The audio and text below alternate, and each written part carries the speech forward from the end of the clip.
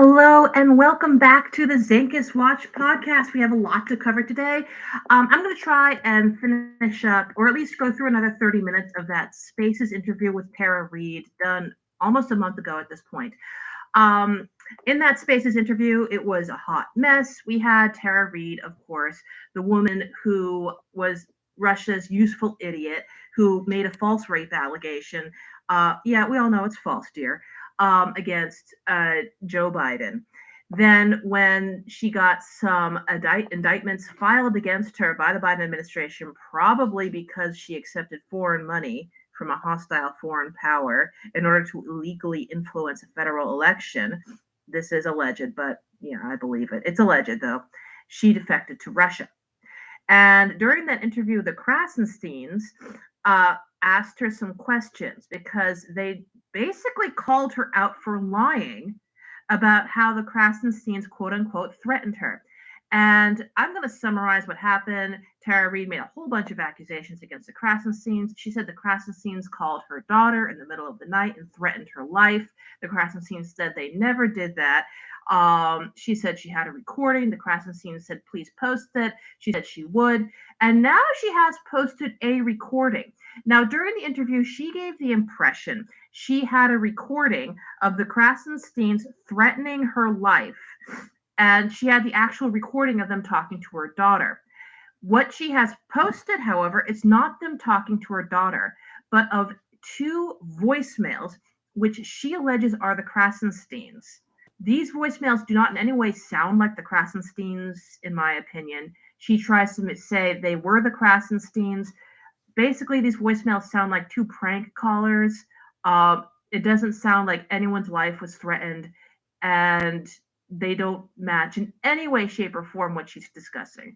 So let's go through, first of all, let's go through what the I believe Ed Krasenstein posted of the allegation that she made against the Krasenstein. Ed Krasenstein posted a clip from the Spaces interview where Tahrah Reid accuses Ed Krasenstein of threatening her life and her daughter's life. Let me first post the accusation she made. Let me first play, I should say, the accusation she made.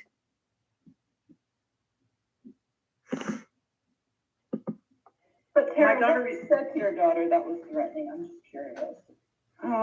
It was. She got called in the middle of the night, and it was someone laughing hysterically, and then threatening my life. And she was terrified, and had thought that it was someone very bad. Can you tell me exactly the words that were said that threatened her?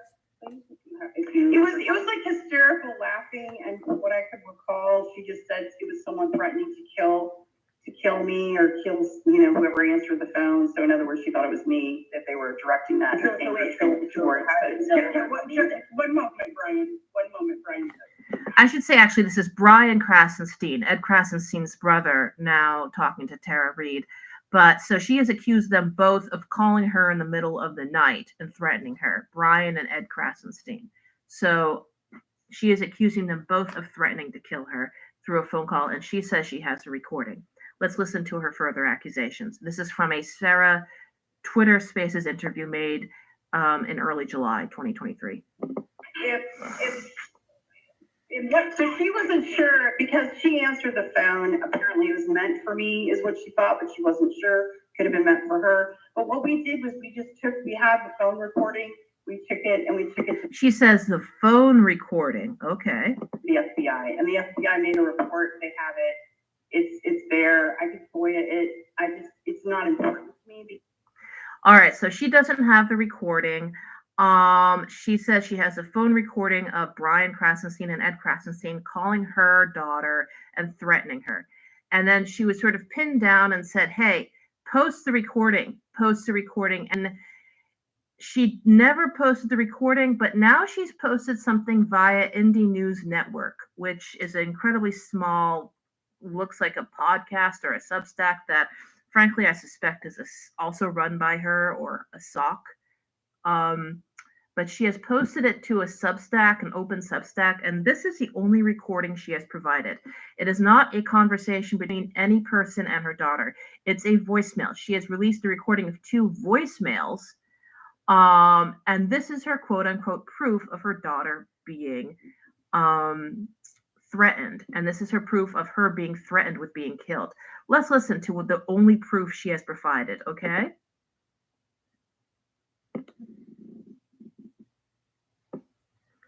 All right. And I'd really appreciate a call back so we can discuss your new powerful allegations against Vice President Biden. I think you're really setting a tone and you're underscoring the double standard put forth by the Me Too movement.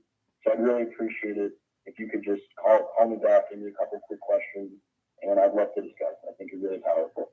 Thanks, Tahrah, and good luck moving forward. All right, so that was the first voicemail. It does not, it sort of sounds like a basic white guy. It doesn't really sound like the Krasensteins, really. I wouldn't say so. There's definitely no threats. It just sounds like a reporter kissing her ass and asking for an interview. So no threats. That's the first recording. Let's go on.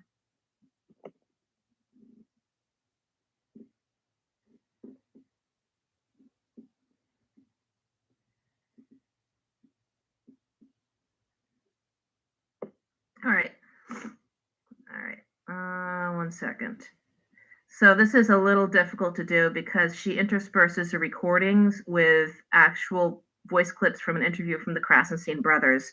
She's trying to compare the interviews with the Krasenstein brothers, their voices, which were established, with the voices of the people speaking. They don't sound like me. They just sound like two younger white guys. Like both the voicemail and the Krasenstein brothers are sort of two youngish white guys.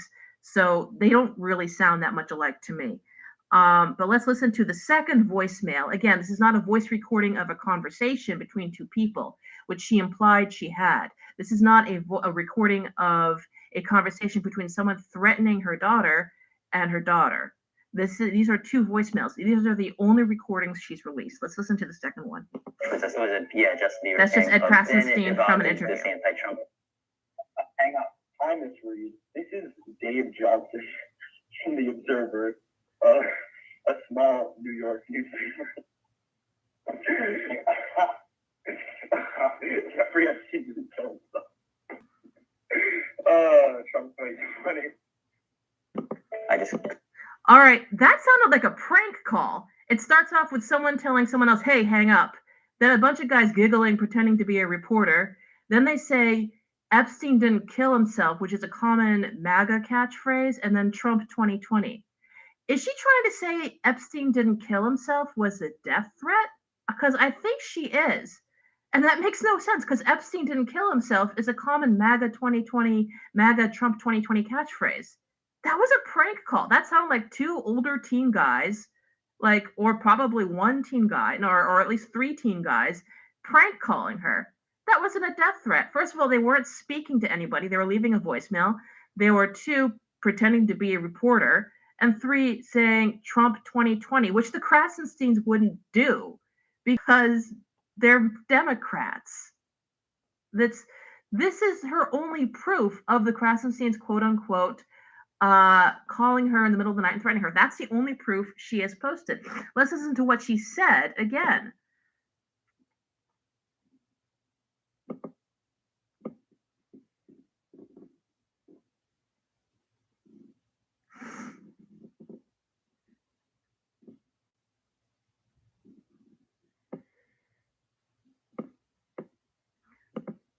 Or not, because the computer's not working for me, but we heard her proof, right? Okay, so just wanted to update you all on that. Now let's go on to the rest of the Spaces interview. Let's react to it. It shouldn't be politicized, but I think what we're talking about here, and the reason why Tahrah is here, is because there's a lot of This is Lev Parnas speaking, by the way. People that doubt her credibility, not because of what she's saying about Biden as much, even though it's a huge accusation, but because of other things and other comments she's been making alongside of it. And you start doubting credibility when a person starts getting caught up in different lies. And that's why I think she's being questioned on this. I mean, okay, you could say that, but you could also say, what about Biden's credibility? He's had multiple allegations against him for sexual assault. He's had multiple allegations. That's actually a complete lie. He has never had any allegations of sexual assault. We've already been through this many times. So back in 2019, there were several people who came forward, women, who said, listen, Biden doesn't really respect our personal space. He hugs us, he kisses us on the top of the head. There were no allegations of sexual assault. They were saying, listen, this sort of old time, out of date male politician behavior with lots of hugs and, lots of kisses on the top of the head and the kissing of the babies, that flew in the 20th century, which is Biden's heyday. But right now, well, also the 21st century. Hell, he was vice president during the beginning of the 21st century. But that's an old fashioned male politician behavior that's out of date. Biden needs to respect people's personal boundaries. And Biden said, you're right, I apologize. And of course, Rhoda Sterling is now dishonestly saying multiple allegations of sexual assault. That's not true. The only allegation came from Tara Reid, and it's been debunked many, many times as a clear Russian op. Sexual harassment. But he's not the one making the accusations right now, rather. And I, with all due respect, I mean, I agree with you, but Certainly. if I'm being accused, I'm not the one that's supposed to prove I'm innocent. Okay, and that is what Tahrah is saying. She's not saying, believe me, just because I'm saying it. She's saying, I want to. She actually is saying that. She's saying, believe women, believe me. Just believe me, I'm always a victim. That's exactly what she's saying. That has been her motive the entire time. Had an investigation into this. I want to testify in Congress. I want to show my side of the story, my facts. You can investigate it. No, I understand. Come up with your. Here's the thing, though. The reason she's being barred from testifying in Congress is that the Republicans, not the Democrats, not just Democrats, but the Republicans, the party that controls the House now, the Republicans don't really want to deal with her. It was just two notable dingbats, Matt Gaetz and Marjorie Taylor Greene, who tried to get her to testify, and they stopped returning her calls, essentially. When she suddenly defected to Russia, they stopped returning her calls because they were publicly instructed by Speaker McCarthy, listen, her credibility is absolute crap. She is really going to bring down this entire whistleblower investigation that we have going on. We have a lot of credible stuff on Hunter Biden. We have some credible witnesses, or at least what the GOP defines as credible witnesses. I haven't actually studied it. What I have seen so far, even the witnesses the GOP has managed to shake out, trying to link President Biden with whatever deals his son, Hunter Biden, was trying to do, those witnesses have shown not to be very credible. But they're certainly not in the total clown world level of complete lying, conspiracy theory, perjuring imbecility that Terry resides in. So it's the Republican Party that's controlling the House. Not even they, and God knows they're no friends of Biden, not even they consider her testifying. And Reid has even sort of implied, ridiculously, that Biden and McCarthy and the Republicans are in cahoots to keep her from testifying. Why would the GOP do that? Why would they? It's ridiculous. Determination. But don't just judge me through social media or media. But doesn't it concern you that it's not just the Democrats that are not pushing this investigation, but the Republicans also? You yourself just said that. Bingo. That's Lev Parnas speaking some truth as well. Marjorie Greene and Matt Gaetz have made comments, but they're not. We don't see them making any, congressional hearings on this. So it's not just the Democrats. Certainly, Matt Gaetz has said that Tahrah Reid is the most credible witness he has ever seen in his career. Well, Matt Gaetz also had paid a 17-year-old to have sex with him. Actually, I should not laugh at that. I'm sorry. That actually is terrible, the way he's been manipulating power dynamics to prey on minors. There have been other stories about Matt Gaetz, but those stories have been unconfirmed, so I'm not going to comment on them right now.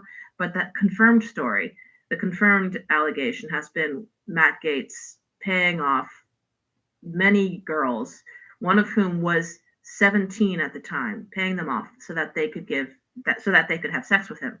So Matt Gaetz is actually more showing what a fraud Reid is by supporting her than lending her any type of credibility. However, the fact that she's in Russia is pushing them into this situation where they feel like perhaps we can't use this testimony because she's in Russia. Whose decision was that for her to defect to Russia, though? Like, whose decision was that? I just want to ask about that.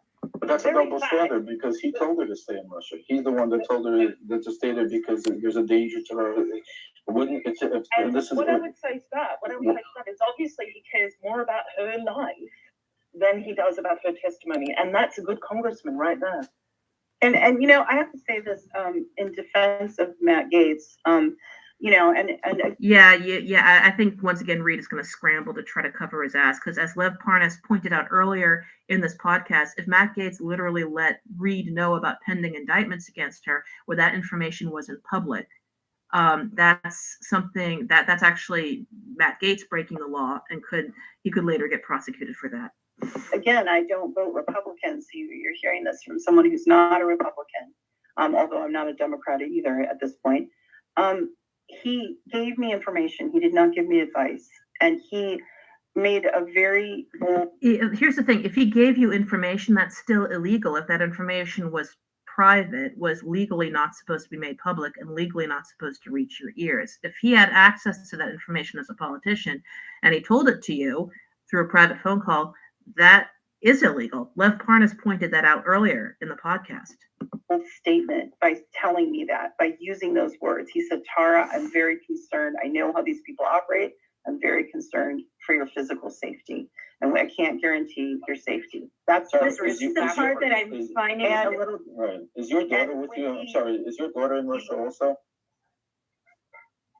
I am not going to speak about my family, Lev. No. I'm just saying to you because I'm not speaking about my family. Are you worried for? No, I'm not. I'm not asking for you to divulge where they're at. I'm just saying, are you concerned for their safety that they also is in Russia right now from being protected? Because it makes it seem that I think you're the one that's there. You went there on a book deal and then you just stayed there, and it looks like your daughter and everybody else of your family is back in the States. So aren't you concerned for their safety?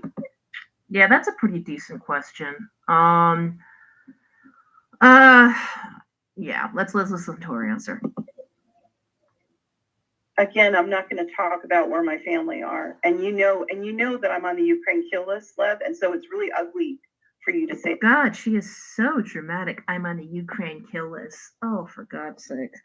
You know what? You're actually literally in Russia, disseminating Kremlin propaganda, against Ukraine.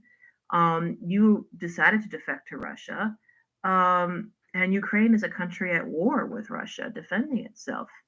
And you act all huffy that Ukraine may have a few grudges against you when they see you as someone who is openly trying to help their enemy. But the thing is, at the same time, I don't think they really pay much attention to her because, again, what is she? She's a fat American woman who defected to Russia and likes to glamorize herself as a sexy super spy. I mean, Ukraine knows she's kind of worthless. Say something like that, isn't it?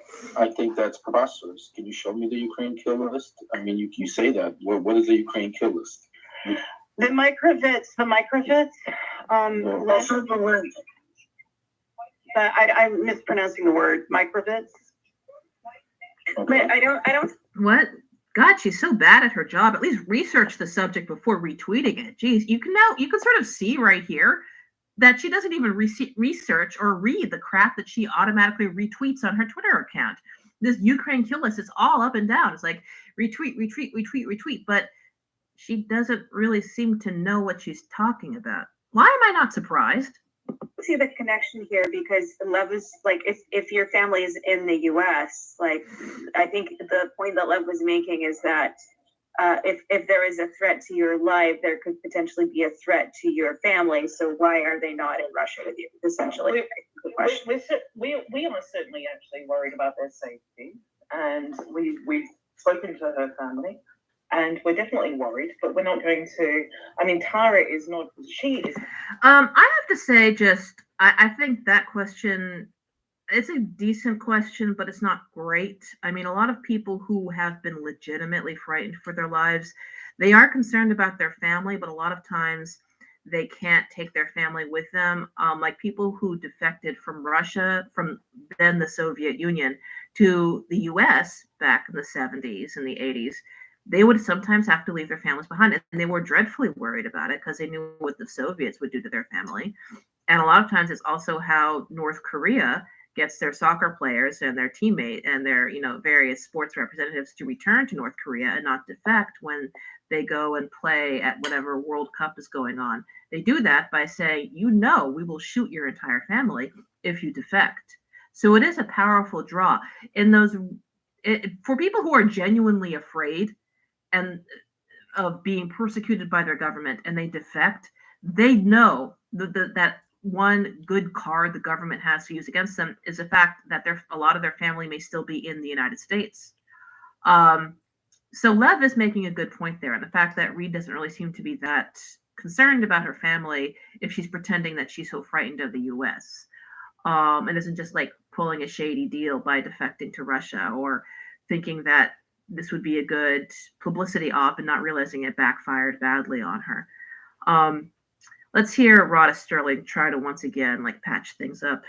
The main target. She is the target for any weaponization of the OJ. She's the target for any potential arrest or Interpol red notice against her.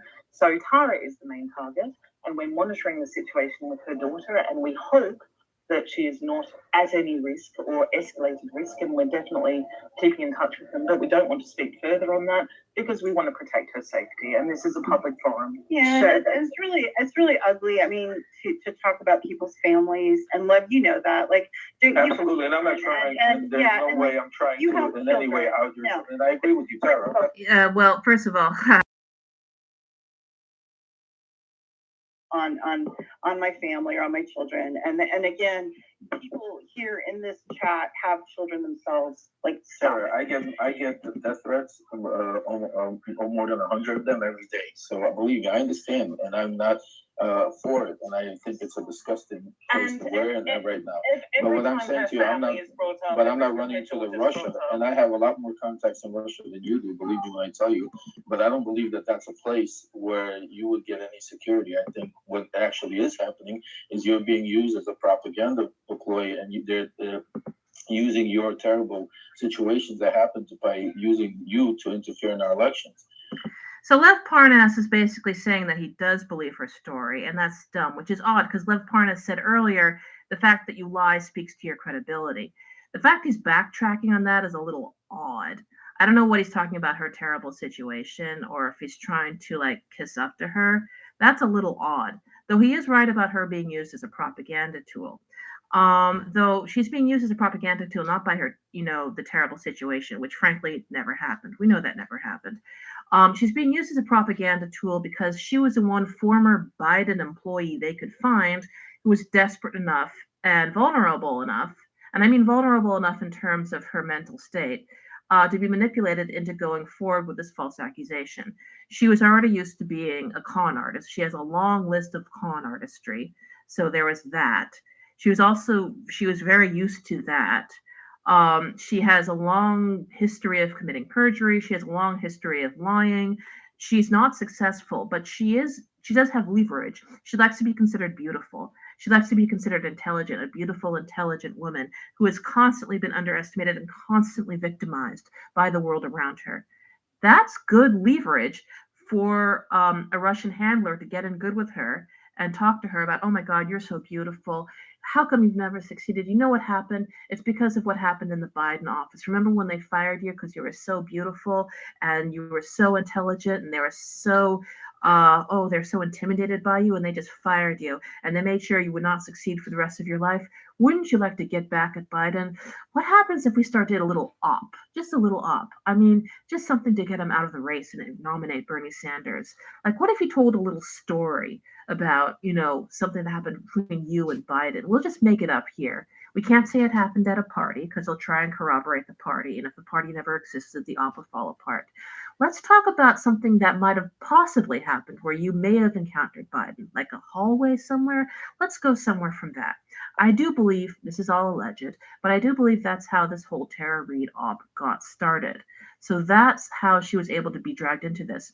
So Lev Parnas is correct when he's saying she's being used as a propaganda tool, though it's kind of dumb, frankly, that he thinks that her allegation against Biden actually happened, considering how often it's been debunked. And he's smart enough to know how often it's been debunked. And that's the problem. It's funny to say that. If Russia even benefited Well, I mean, that would be a sad thing, but the fact is, Tahrah has been forced to stay in Russia. She has stayed there on legal advice. What do you that mean she forced? faces- See, when you make those comments, rather, you said she willfully stayed there. Now you're saying she. Wait a second. So, yeah, I gotta ask something here.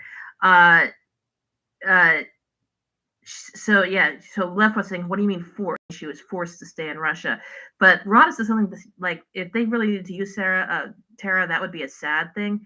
I have to admit that is kind of making me chuckle a little bit because she is such, Tahrah is such a rather stupid and pathetic human being that, yeah, if Russia was so hard up that they needed to use her, and hell, looking at the state of the Russian army, that's not entirely out of bounds. Yeah, that would be a sad thing. I think Rod is kind of correct there. I like the shit. I don't think she intended to throw shade at her client there, but she did kind of. She's forced there. Who forced her to stay in Russia? I mean, there are many other countries she could have gone to, so she still picked No, Russia. I've already addressed that on the Megyn Kelly show. Basically, if she chose another country, where would you suggest she chooses? Iran? Or Why Iran of all countries? I don't. There's only three countries that don't extradite. Iran is one of them. Why would she be extradited? There's no legal basis to extradite. What charges? Yeah, what charges are we even talking about? She committed no crimes. What crime do you feel that she? But I mean, it does not mean that she's committed a crime. An Interpol red notice can be issued based on simply an allegation without evidence, and that has been. But that doesn't lead to extradition, Rada. That doesn't lead to extradition. As I explained earlier, it leads to being detained abroad for potentially 1 year, 2 years, pending an extradition trial. So her freedom could be completely taken away from her. There's no safer place for her to be. That's only if she gets indicted of a crime. I mean, no, you can't it's be held. Yes, it is. I mean, you can't be just held. You can't just be picked up by the Interpol and be held for a year or two. You absolutely can. To be extradited. I've been working with the Heritage Foundation on the very issue of Interpol abuse, and that's abusing membership by taking Interpol registers. I don't know about that. I mean, again, you can go to the Zankus Watch account, but there have been a lot of doubts raised about Rhoda Sterling's qualifications, first as a lawyer. I've covered it in my previous podcast episodes, but also as any type of expert. In fact, if anyone says expert, I immediately doubt their expertise. Actual experts don't need to talk about their expertise. They have their credentials. They have their record. That speaks for them. That's why I don't trust Anthony Zankus when he says he's an expert. He clearly isn't. And if Rod is saying I'm an expert, I simply don't believe so. I don't believe so. Actual experts don't have to talk about their expertise. This is against me for the sole purpose of harassing or having them detained abroad, even when you think you're not going to win an extradition case. So you don't even know if we have one right now against her. Exactly, which is why we're finding out, and that's why it's definitely not safe for her to travel. She received information and intelligence that she was likely to be subject to an Interpol notice. So I'm curious about this. So in terms of Matt Gaetz and his sort of warning, I mean, his warning sounds like, I know, like it's quite vague to me. So I know that there are these people and, they're likely to operate this way. I mean, it doesn't sound like actionable intelligence. But it wasn't just Matt Gaetz who said it. There were other sources who Tahrah cannot disclose because it would put their personal safety at risk, who advised her that she was likely to be subject to an Interpol arrest warrant or arrested on arrival back into the United States. And then he confirmed that with his saying that she would not necessarily be safe and that he couldn't afford her protection. But Rhoda, with a sitting U.S. congressman telling an American citizen to stay in a foreign country or even allude to it, I think that's a pretty big deal. Has he gone on the record? I can't find anything where he's gone on the record stating that he has made any sort of advisement for her to stay or that her life was in danger. We've certainly been in touch with Matt Gaetz, and we don't want to talk to everything that we've had private conversations with him. But he obviously told Tahrah that, no, you're not necessarily going to be safe here.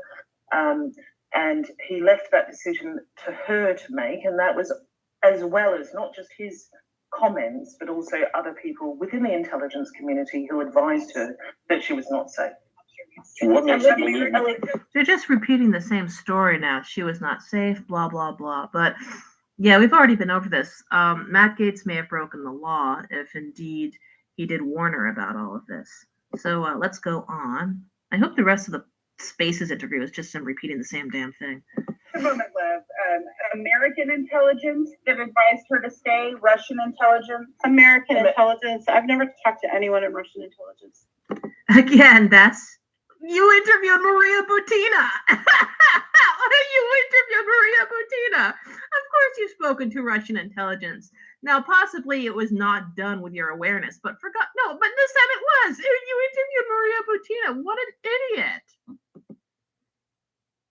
You do understand when you speak to Maria Butinova, you are speaking with somebody close in the Kremlin. I mean, She's in the State Duma. She's not. Right, exactly. And the way the State Duma works in Russia is you're part of the. I'm so glad Lev is here. Like, he's basically, he and I have an intellectual connection just talking with her. Like, man, he is on top of all of this. I'm glad he's here. Political team there. So she's very well connected. None of the advice came from Maria. It was all from American sources, No. 100%. So what you guys are saying is that Americans are basically telling an American citizen to stay out of the country for their own safety, to stay in Russia right now. That's basically what you're saying to us. There we go, Lev. Right. Let's hear you answer that one. Americans are advising Tahrah that if she returns to the US, that she would face potentially detainment, or that she is subject to an Interpol red notice and she could be falsely prosecuted. The election is coming up soon. There is falsely prosecuted. If she's falsely prosecuted, she'd go back to the U.S. instead of being, cooped up in a crummy hotel room in Moscow. She'd go back to the U.S. where she had a pretty decent little place on the West Coast. She'd be back in the U.S. with her horse, with her family, and she'd be fighting this case. Hell, you know what? She'd probably actually get bigger, more publicity if she went back and fought it. She'd be arrested. There'd be a mugshot. People would laugh at it. Blah blah blah. But after that, she'd do the speech circuit. She'd do the interview circuit. It would actually turn out pretty well for her. She'd still probably end up getting arrested and having to serve time. But again, at this point, I don't think she would even serve that much time. Like a FARA violation, the money. Like, what would that be? Like a few months? I don't think she's been accused of any violent crimes as far as I know, unless she knows a lot more about what she's been accused of, and that could possibly stack up to decades in prison. Now I'm wondering if she's being accused of a lot more than what she's saying she's being accused of, which I would not doubt, because of course she lies again. She just did with the whole "I've not been in touch with Russian intelligence" speech. What a piece of crap. Like, that is pure gaslighting. That is gaslighting right there. What is gaslighting? I've only spoken to American intelligence, not Russian intelligence, says a woman who has interviewed Maria Butina multiple times on her podcast and literally was sitting beside Maria Butina when she announced she was defecting to Russia. Who do you think Maria Butina is? Who do you think she is? She is Russian intelligence. Significant allegations against Biden, and the last thing they want is Tahrah testifying in Congress. So again, I think the Democrats would love to see Tahrah Reid testify in Congress because, again, she has been so debunked. She is so stupid. She so easily lies and then is easily shown to have lied that the Democrats would love to have her testify in Congress and show the GOP, wow, this is the best witness you can do. Your entire investigation is built on these crummy witnesses. They would love that. They would absolutely love that. She is not charismatic at all. She is a perpetual liar. Her past would unfurl before her like a river, like, I don't know, a parchment paper full of fraud, perjury, lies, and indictments. Not only has she defrauded people, she's defrauded people who were, vulnerable. People who ran like a pregnant mare sanctuary. One woman who apparently had to, take care of her husband who had cancer, or maybe the wife had cancer. But people who could not afford to be ripped off were ripped off by her. I'm sure the Democrat, and plus, let's not talk about the perjury. She testifies in front of Congress. The first person thing people would say is like, let's talk about the perjury. She would be roasted alive by every single Democrat in the House in front of those testimonies, and the Republicans wouldn't really be able to defend her because they're the party of Donald Trump, who is a rapist and a sexual assaulter. So they can't really, pretend to take her side without looking like hypocrites. And frankly, their voters don't even give a damn about women who have been victimized by sexual assault. So it wouldn't even give the Republicans a lot of oomph in terms of trying to boost their poll numbers or try to, turn out their base with more enthusiasm. So no, nobody wants Tara Reade to testify, except maybe the Democrats, because she's such a clown. Especially with my witnesses. This is not the first time that Tara has made these allegations, right? Tahrah. Sorry. Oh, for God's sake. What? That was fucking petty. Tawhrawh. Did she actually do that? She must be getting so pissed. That was the pettiest piece of crap I've ever heard. Tahrah. I'm sorry, Tahrah. Oh, you know what? Okay, you know what? Every single Zankus watcher listening to this podcast right now, listen up. We are calling her Tara from now on. It's Tara. I'm going to say Tara. Not that she's listening to this, but she might actually be listening to this because I do think she floats around our account on a sock. Certainly Zankus does. Why wouldn't she? She's doing nothing. She's cooped up in a really shitty hotel room in Moscow. Let's call her Tara. So this is not the first time that these allegations were made close to an election, right? So why is this timing so significant compared to the previous timing? I don't know. I think we can all see that allegations are coming up against Biden, whether it's about corruption or, money laundering, God knows what. There's a lot going on at the moment. There's a lot riding on the next election. So can you also assume that maybe it would be beneficial for Matt Gaetz to be able to tell you these things for you not to come and testify because they don't want you to testify? Let me just. All right, let me pause real quick.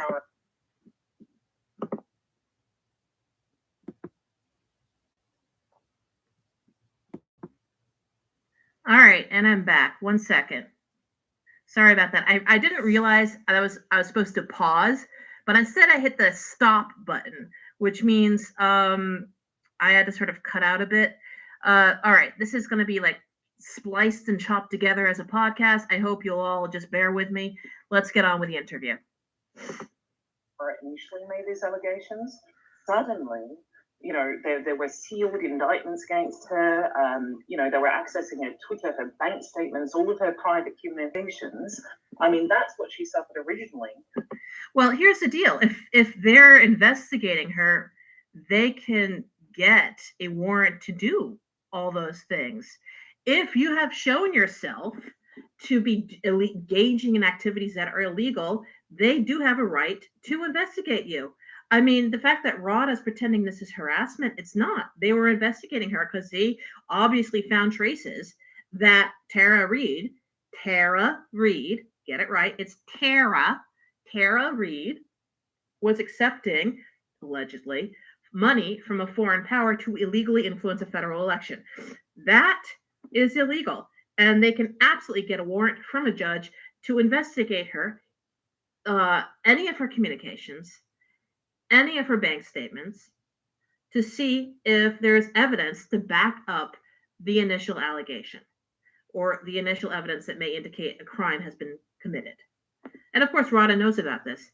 And of course, this is being said against the backdrop of being in Russia, where far worse abuses against individual privacy is being done. Let's not get it twisted. Now she goes to Russia for a week, and there's more coming out, more allegations or more information that she could be subject to false prosecution, wrongful arrest. It's not false prosecution, it's prosecution, and it's not wrongful arrest, it's arrest. It turned out they found a lot of stuff on her that apparently there's now a warrant out, and it's hard to obtain a warrant unless they actually had some real evidence.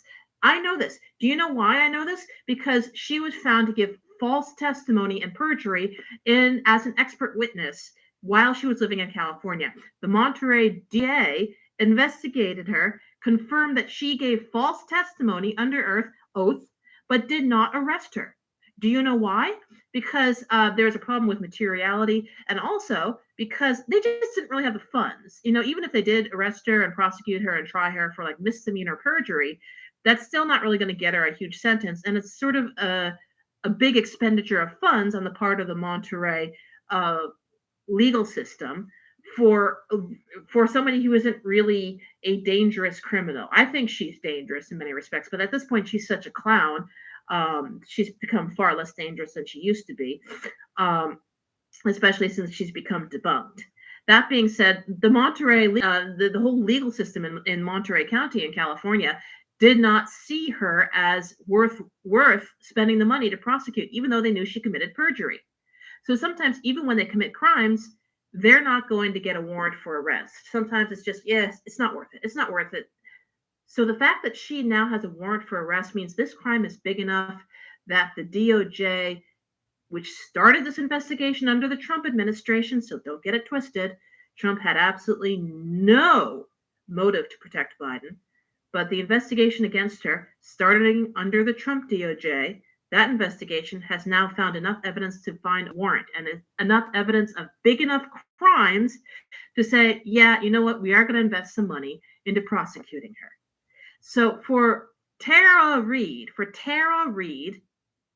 if she's not arrested, she's like, well, see, I never did anything wrong. They didn't arrest me.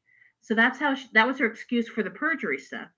And if they do say, actually, you did a lot wrong, here's a warrant for your arrest, you're going to be going to trial, she's like, this is wrongful arrest. This is wrongful prosecution.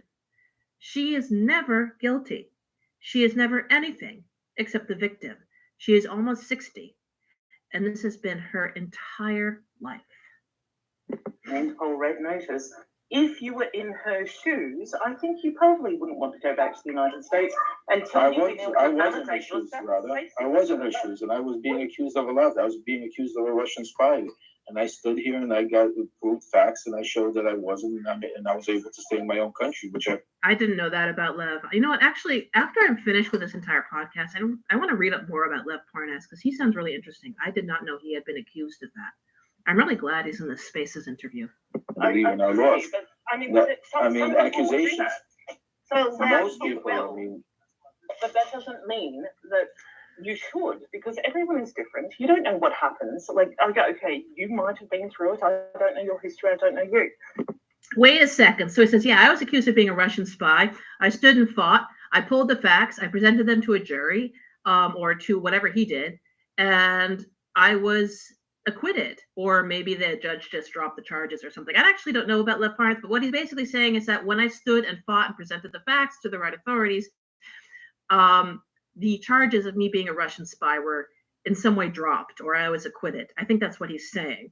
But what he's saying is that I have the facts to prove them wrong when they accuse me of being a Russian spy.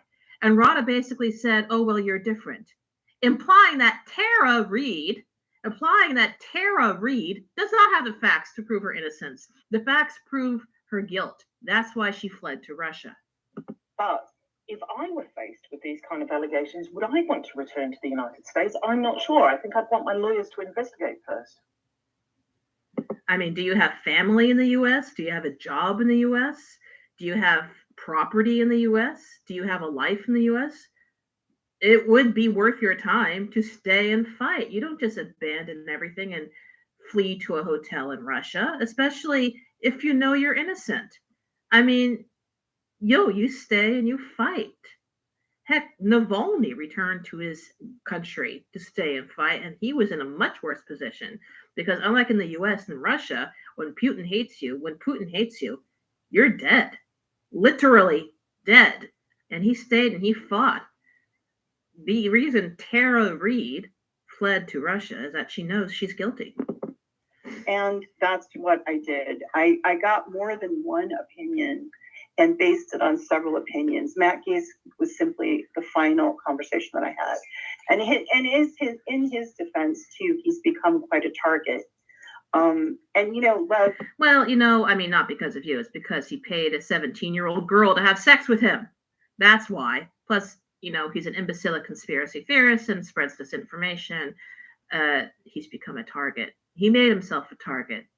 Paying teenage girls who are underage to have sex with you makes you rightfully a target. You have more resources than I do. I've had a lot of trouble getting assistance legally. I was very lucky to get RADA. You see, again, here she is going back to the victimhood narrative. I don't have a lot of resources. She will always find and wind her way back to being a victim. Always. The thing is that one of the reasons why she has few resources, if she's telling the truth about this, and I don't think she is, because she was able to afford a pretty nice place on the West Coast. She was able to afford to board and feed her horse. She had resources. She has several lawyers. She likes to brag about how she has several lawyers. There's one who's suing Sally Albright right now. There was the one who sued the New York Times, and they ended up, getting, I don't know if they got sanctions, but I know that she was slapped with like a $71K fine to pay the New York Times legal fees because she violated the anti-SLAPP law. That's a whole other thing. There are a lot of lawyers who are keeping very close tabs on her cases on the Zankus Watch account. Please check them out. They're a lot more knowledgeable than I am. I am not a lawyer.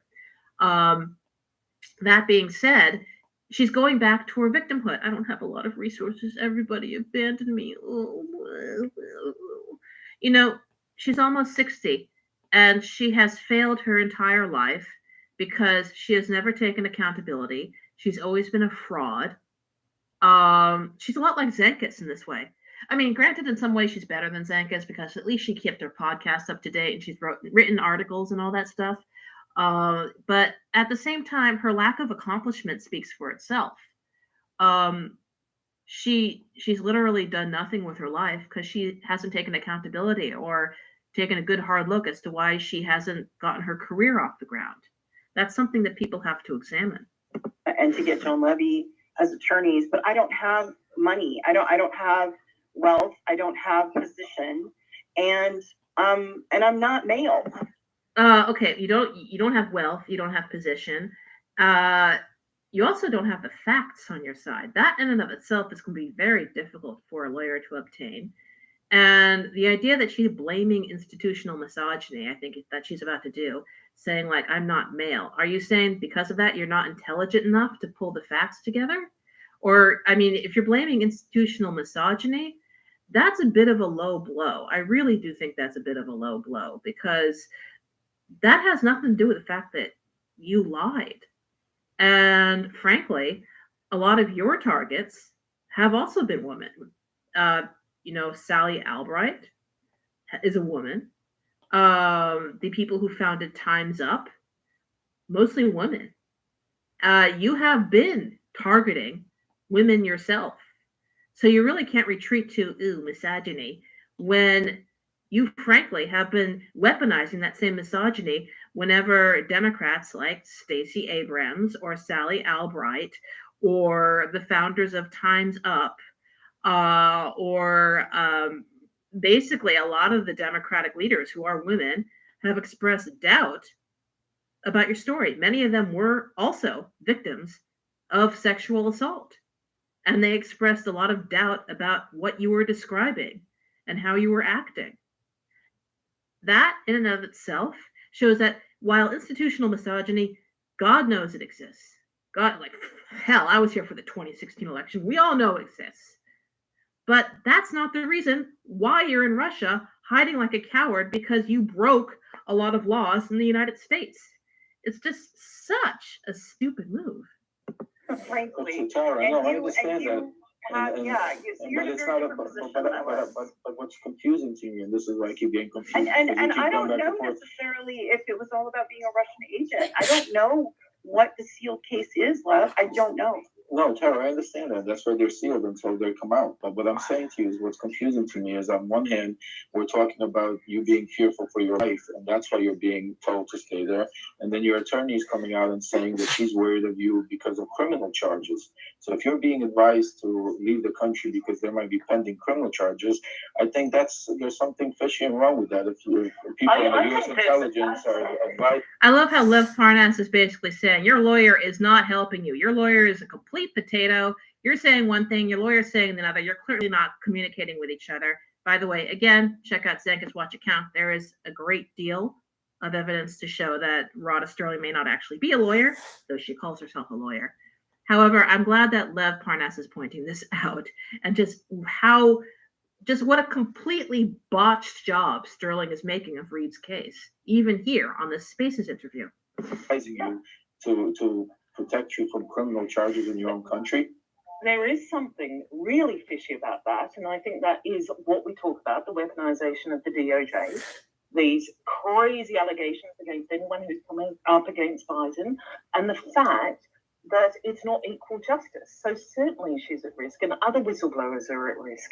This is what is crazy. The fact that Tahrah is really, seriously, has Ronna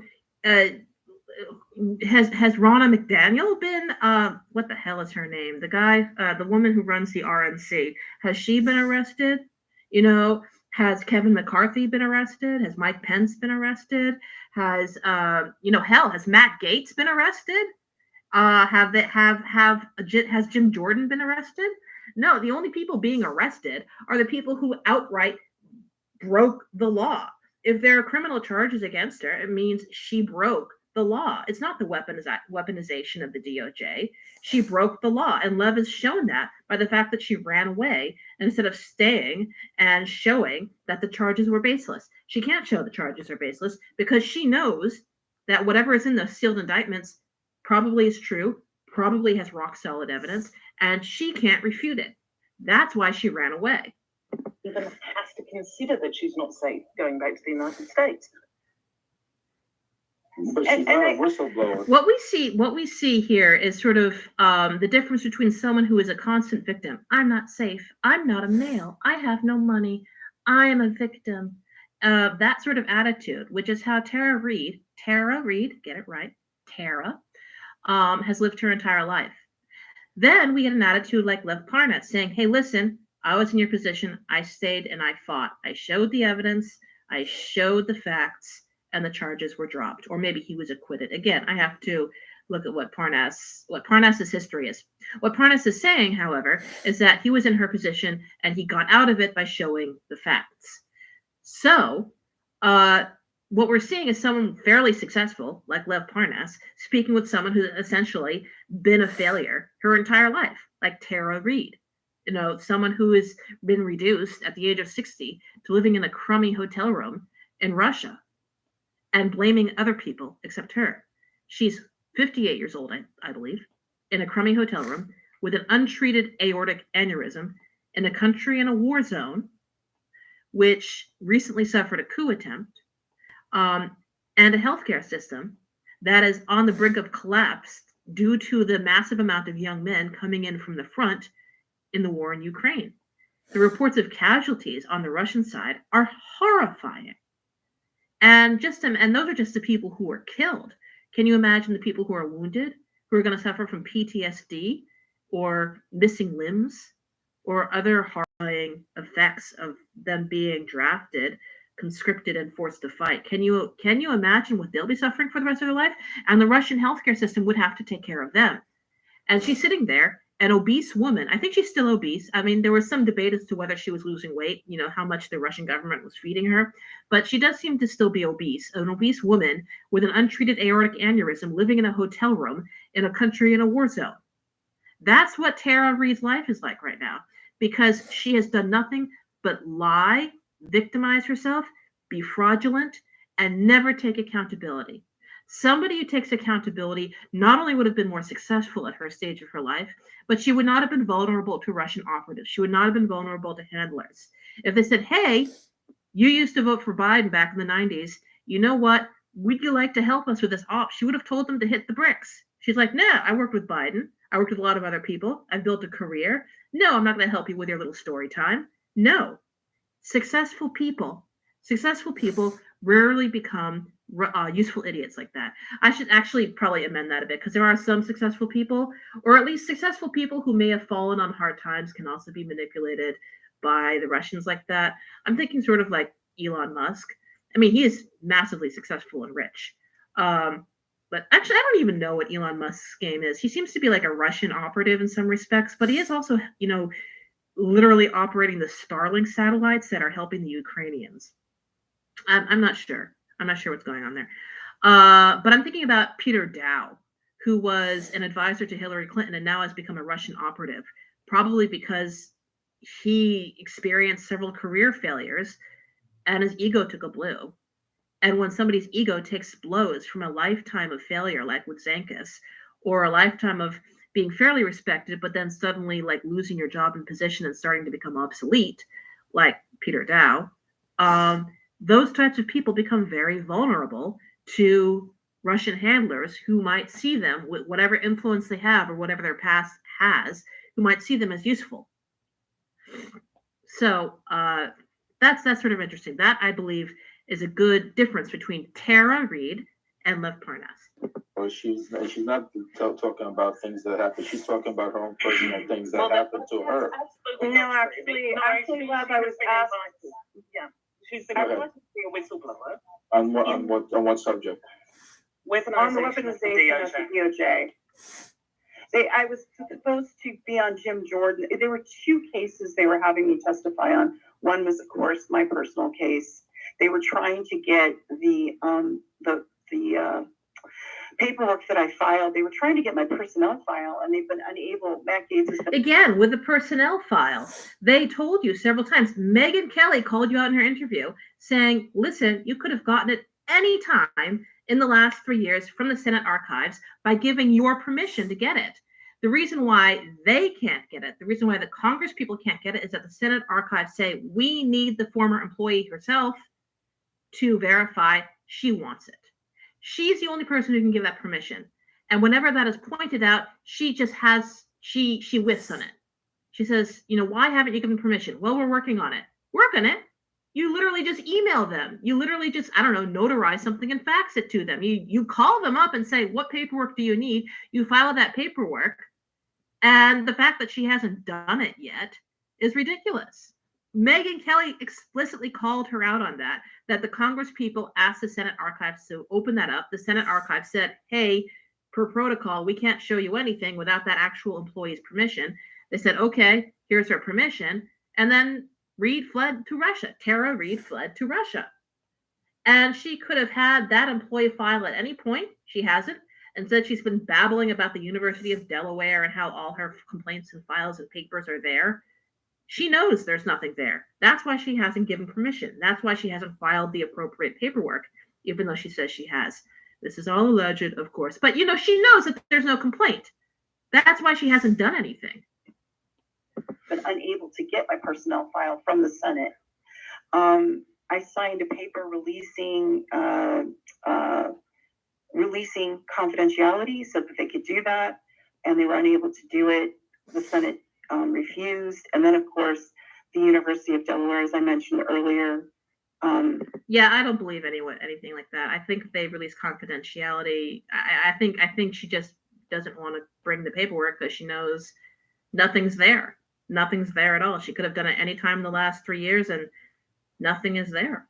It has the sealed files, and the state Supreme Court of Delaware came down with a ruling 3 days ago that's not in the public interest. They won't release it. They're keeping Biden's files sealed. Well, yeah, that's what they're supposed to do.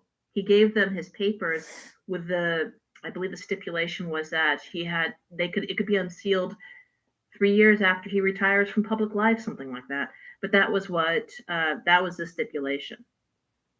Now, so that puts me in a position of the written document of not being able to have access to it. But that doesn't matter. Again, you could have released it anytime in the last 3 years, and you are choosing not to. You were not talking to the Senate archives. You say you're releasing confidentiality, but again, this is on you, and you're just not really giving permission. I don't believe you signed any type of paperwork. I don't believe that the Senate archives is just saying nope. I think they would absolutely give that to you. Why wouldn't they?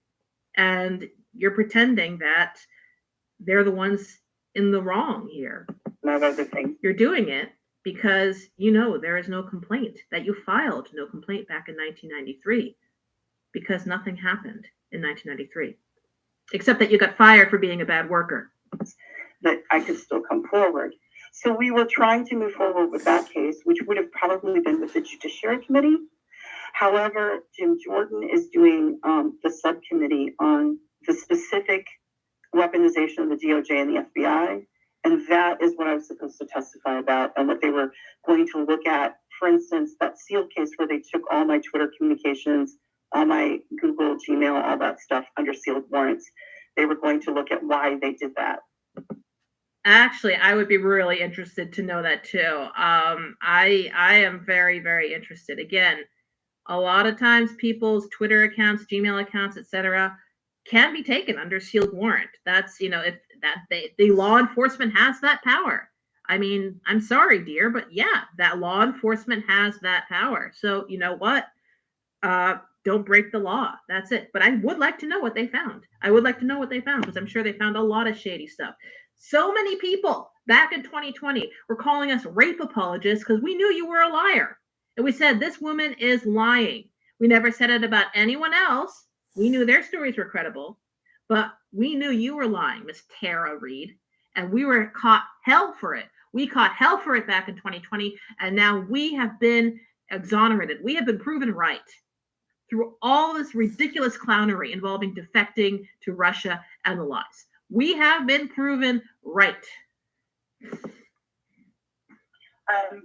Before I have you respond, Lev, we have a new hand up. I'm going to go to Sarah. Sarah, please ask the questions that you have, please. Go ahead. Sure. Thanks for having me. Hello, Lev. Hello, Brian. Hello, Ed. Hello, Tahrah. I just wanted to make a statement as a member of the Armed Forces of Ukraine's media team. There is no kill list. This is a fictitious bit of propaganda that gets spread. Mira Tawhrawh is a NGO that has no affiliation with the Ukrainian government in any way. I love how Sarah apparently allowed all these people who have beef with Tahrah onto the Spaces interview. This is fantastic. This is so great. I love that she's getting roasted like this. And I love that Rhoda Sterling allowed her to do this interview. Rhoda is just letting her client get roasted. And it's amazing. Rhoda would have never let her do this interview. And even if she did, Rhoda would have cut this interview off an hour ago. As soon as the Krasensteins entered the chat, Rhoda would have been like, you know what? Thank you very much. Good day. This interview is over. Thank you so much to Sarah. We're just cutting it off right now. And then she and Tahrah would have left. But Rhoda, being the incompetent fool she is letting all this, letting Tahrah get roasted. This Tahrah. Yeah, Tahrah. And she is getting roasted. I'm sorry. I'm sounding childish. I know that. I'm in my 40s. I shouldn't be sounding so childish, but I'm absolutely enjoying this. Let's continue. The names that appear on there are those of the Wagner PMC. So unless, Tahrah, you're a member of Wagner, then I don't think your name is on any kill list, and I would hope it wouldn't be, especially if all you're trying to do. So Roger Waters' name isn't on there, and 337 children, and they didn't put, after a reporter was killed, they didn't put liquidated on there. But Tahrah, he's talking about you directly. Oh, Rhoda's putting a thumbs down. Yeah, you're pissed off, aren't you? No, I'm sorry, girl. I'm sorry. You were the one who said that, you were the one who said to your alleged client. I want to say client, even though there's not a lot of evidence that Rhoda Sterling is a legit lawyer. That being said, girl, you know what? You were the one who put your client through this, and she's getting roasted to hell.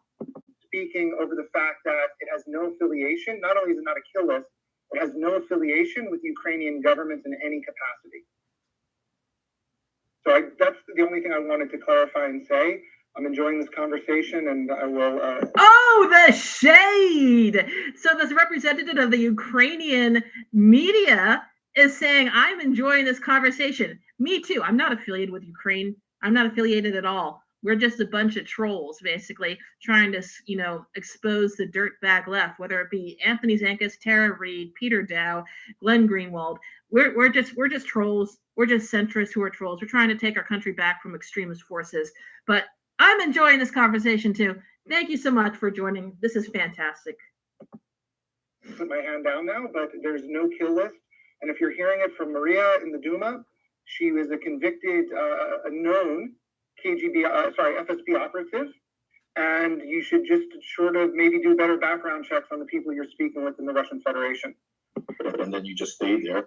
Oh, dang it. Sorry. I just, one moment. Let me like just go fast forward a little bit. I accidentally, 46. Okay, let's keep going. To clarify and say, I'm enjoying this conversation and I will put my hand down now, but there's no kill list.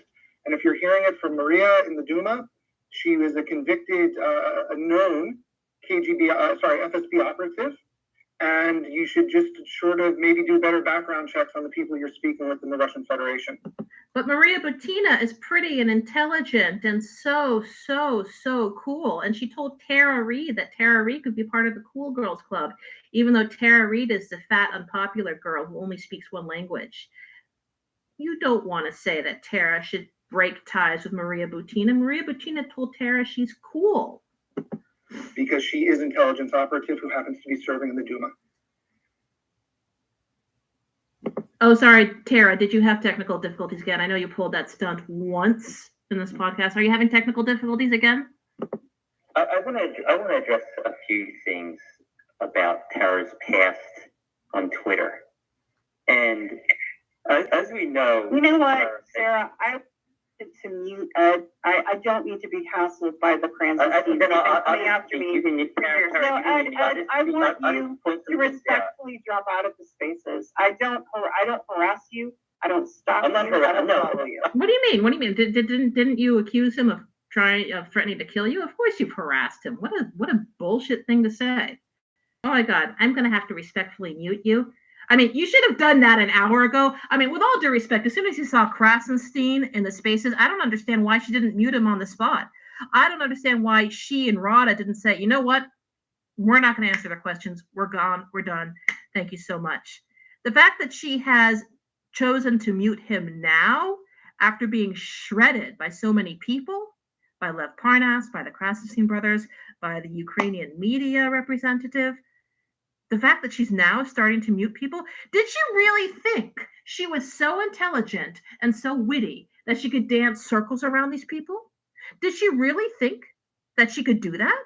Did she not realize that she was so out of her depth? This is such a fascinating... This is why I've spent several years. This is why all of us on the Zenkus Watch account have spent several years examining Tahrah Reid and Anthony Zenkus.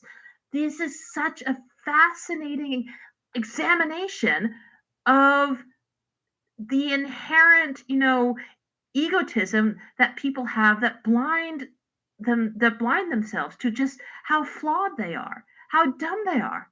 This is like me stepping into a physics lecture hall as an English major and saying, yeah, I can teach them, and they are going to bow down to me at the end and be so impressed by my intelligence. I know my limits when it comes to intelligence, and she doesn't. And people like Anthony Zenkus don't. And it's fascinating that they don't see this. I'm not harassing. I just want to talk about some... No, you're not going to talk. No, I don't Sarah, wish can I have you. the floor No, for a minute, please? no, I do not wish you to have the floor. I've had to listen to you. No, absolutely not. And I've asked you, Sarah, not to be... I don't want to be hounded by trolls. He's basically a troll. I want to be left alone. I do not want the Krasenstein brothers anymore. I want to be left alone. I want to be left alone with your column and your podcast and your constant tweeting and all of that stuff. No. You want your ass kissed. You don't want to be left alone. You want to be exalted and shown as the queen of the victims, the beautiful, intelligent queen of the beautiful, intelligent victims. I want to be left alone. Why are you doing this interview then? Ask you a question that kind of absolutely not, because that is going to... No, I'm not ever... Eddie Krasenstein, you are a troll and a chaos agent. Stop it. Leave me alone. Leave me alone. About you, Sarah, we dropped her account. I would like you to leave me alone. I've asked you... In 2017, Tahrah Reid... emails asking you to stop. In 2017, Sarah, could you please mute them? Yeah, I'm actually a little curious as to why she can't mute them. I think I remember, I'm not going to go back, but I do remember something about how Sarah said she did have some control. Like, why is she unable to mute them? I thought she was, I thought she had that power. I thought she had the ability to say, like, I'm not going to answer those questions. That actually explains why so many people like Lev Parnas and the Ukrainian media operative were able to ask her questions. I guess she doesn't have control over that. I guess she came in thinking she did, and she doesn't. I mean, all right, sucks to you. Sucks to be you, Tahrah. Sucks to be you. Guess you should have done your research before doing the spaces. Okay.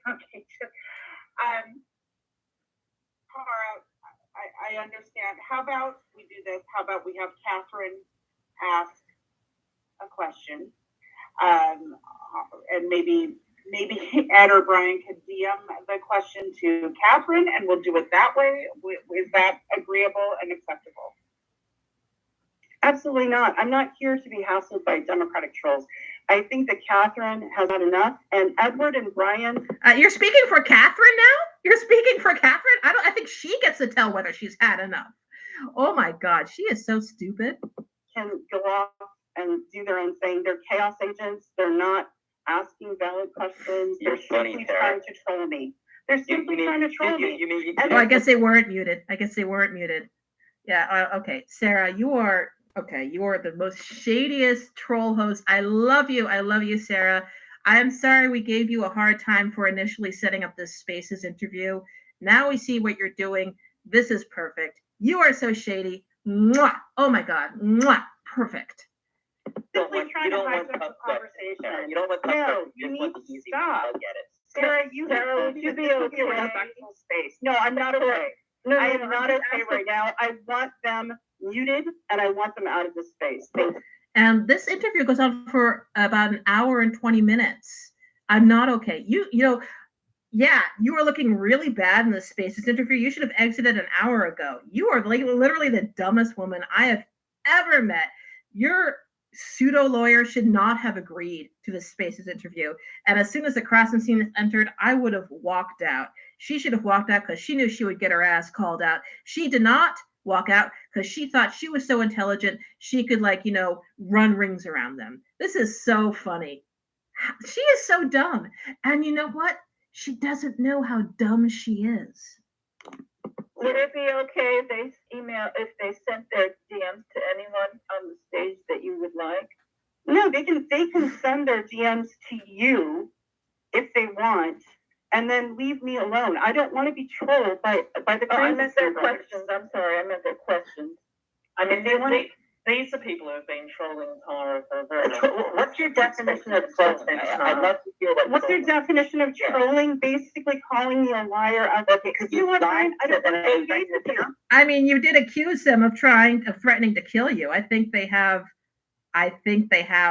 more than enough justification to ask you a few questions. I mean, I think they've said their bit. And at this point, they are basically like calling her out on a lot of stuff. She already looks bad. If I were in their position, I would just keep, pinning her down because she has put some really bad accusations against them. She does need to be held accountable for that. I'm just loving how she's in absolutely no control of this space and she's getting called out, and it's gorgeous. I have asked you to leave me alone for years. Oh my gosh. Krasenstein, so they got to be careful because I know how she operates. We all know how she operates. And if they don't be careful, she's going to just smear them with a rape accusation. That's what she does. She already smeared them with a quote unquote accusation of sending death threats to her.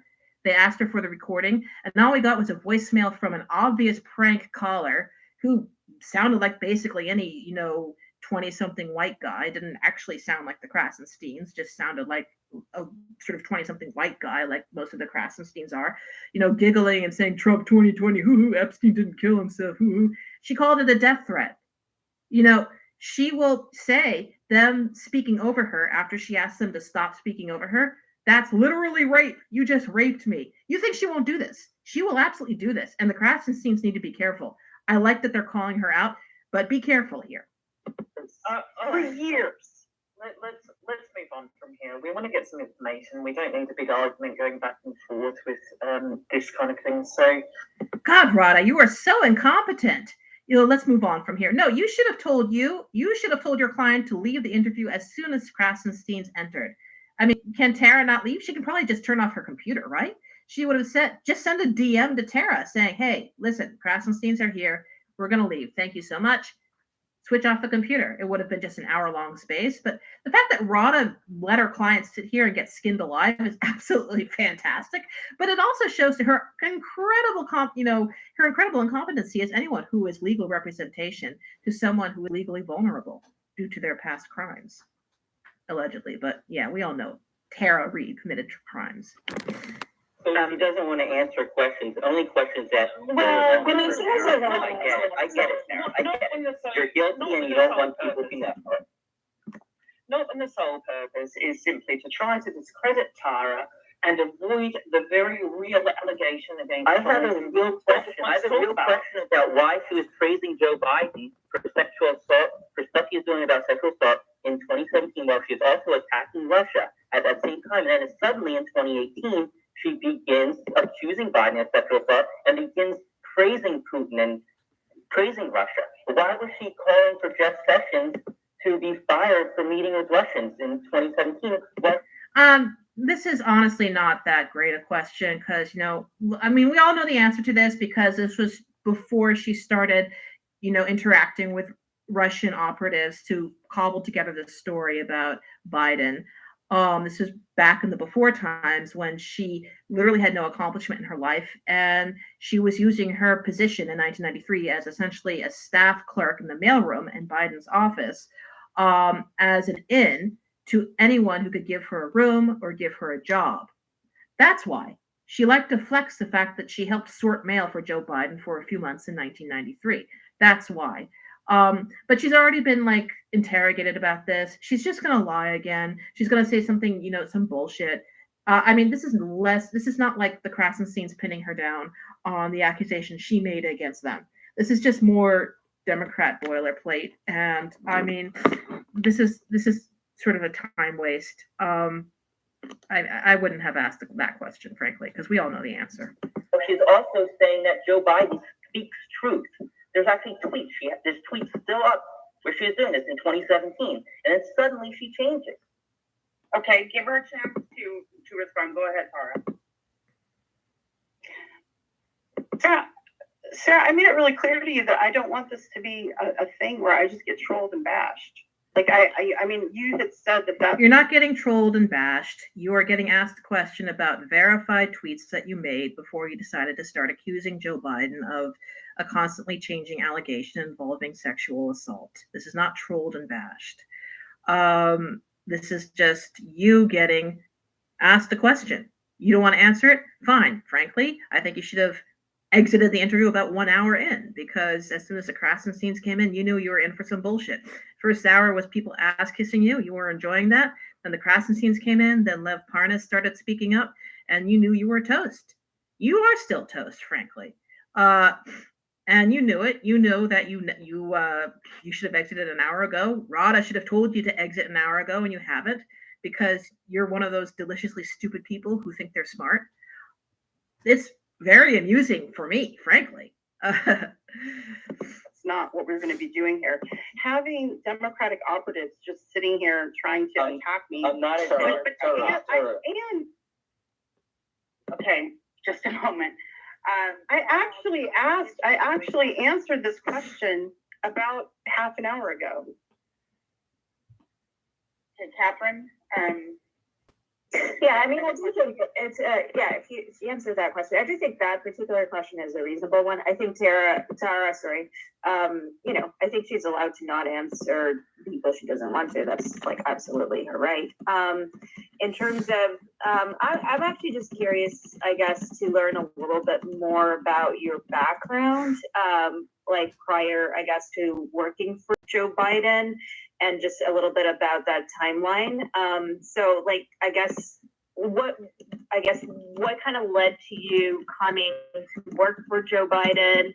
And then you mentioned that you were a political operative prior to working for him, and then you left after the alleged assault happened. And then what did you do after? I guess that would be my first question.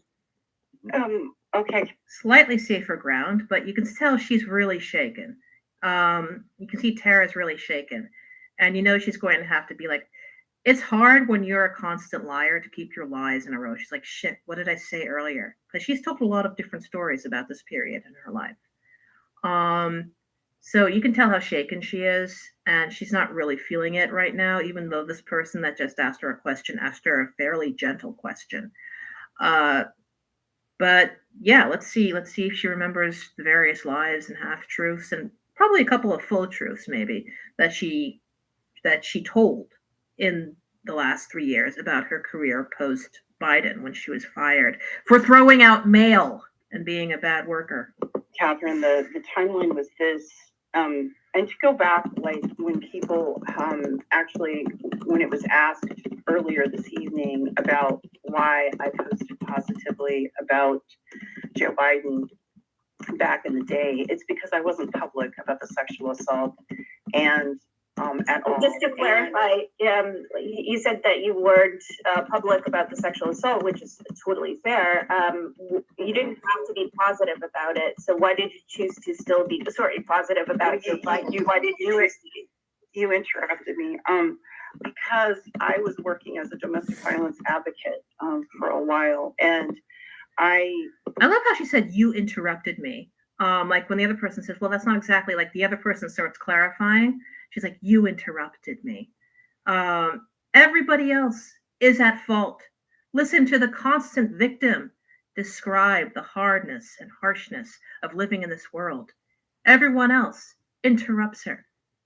It's like just every reflex when she has the slightest bit of being held accountable, she pulls the victim card.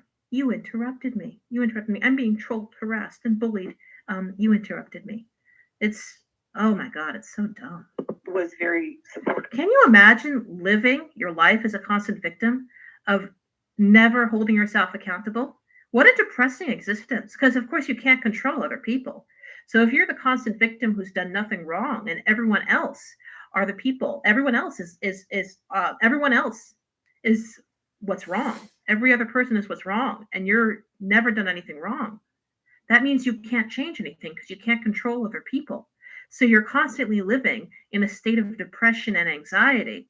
When you actually start taking self-accountability, you get a lot of peace of mind because it's like, I did something wrong and I can control myself. I can't control other people, but I can control myself. It's the reason why people who start taking some accountability generally have a better state of mind and generally have a better lifestyle. This is what is necessary to be good, productive adults in this world. And it's a lesson that Tara Reid has never learned. It's a lesson that Anthony Zankis has never learned. Of the Violence Against Women Act. And for me to come out against Joe Biden would have been the wrong thing to do. I also, as I mentioned several times earlier in this conversation, was quite ambivalent because I thought I was the only one. I thought this was a strange thing. And at the time that it happened, I didn't know that there were other people. I didn't know that he kept doing this behavior. And you have to remember, this was 1993. So it's there are no there are no other people. There are the people. There are the women who spoke out, like the 6 or 7 women in 2019 who said, "Hey, he hugged me, he kissed me on the top of my head." That's sort of 20th century male politician behavior. But right now, it's out of date. It's out of fashion. People need to respect personal boundaries, and Biden needs to know this. And Biden said, "You're right. I'll do that." But of course, she's pretending there are other accusers. There were no other accusers. No other accusers came out of the woodwork when she came in with her changed story. It was one thing in 2019 where she said, "Oh, Biden put his hand on my shoulder and on my, on the back of my neck." Then in 2020, after Biden won Super Tuesday, she realized, and her handlers told her, allegedly, that she had to spice things up a bit. So she said, "Oh, by the way, he also raped me, or rather, he put his fingers into my vagina at one point in a hallway that's very well trafficked." And by hallway, I mean a room. Oh, that room doesn't exist? Actually, no. It was a hallway that there were a lot of people passing in and out of, and yet somehow he was able to do that. And, well, people were a little skeptical at first, and then became more skeptical as all your fraud, as all Reid's fraud, as all of Tahrah's fraud started to come out. So, this whole idea of like, well, I liked him at first, meaning, of course, she had, well, first of all, nothing happened, so why would she dislike him, except for the fact that he allowed his staff to fire her? But she still used his name to try and boost herself, to get a room, to get a job, to help her in school, etc., etc. We all know why she liked him at first and then didn't like him, but her explanations have never really rung true. Now, and you're younger than me, you're probably closer to my daughter's age than my age.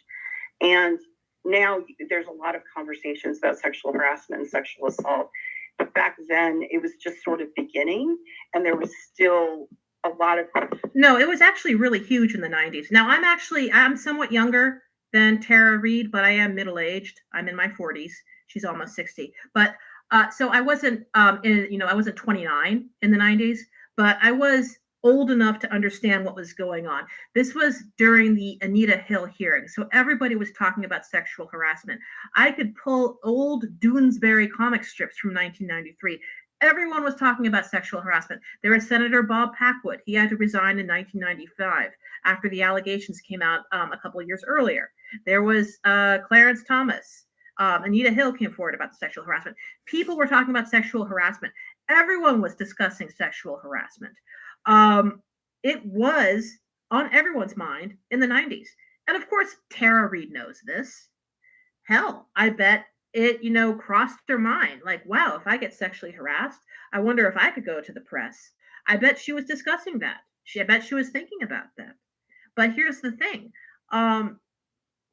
Everyone knew about it in the 90s, especially in Washington, especially in the early 90s. Around consent and around it. And I was very, because he was so powerful, because he was my boss, I took it upon myself when it happened. The first thought I had when I did it was, I thought, what did I do wrong? What did I do to bring this on? Besides being scared. And that was my initial reaction and response. So later down. Again, this is another change to the story. When she went on 60 Minutes Australia, she was talking about, I told my mother, she told me to save my clothes. Why would she? There was no description of semen ejaculating or anything like that. First she says, I was crying, I was this, I was that. My mother knew about it. She said to save my clothes. And now she's saying, actually, I didn't tell anyone because I didn't think anything I thought it was strange. I didn't even know if anything if it was really assault. We really didn't talk about it. Again, she's changing the story, but that's what she does. She changes the story. When you look at her interview with 60 Minutes Australia, that was released in, October 2020, she was trying to revive her case. Unfortunately, when that interview was released in October 2020,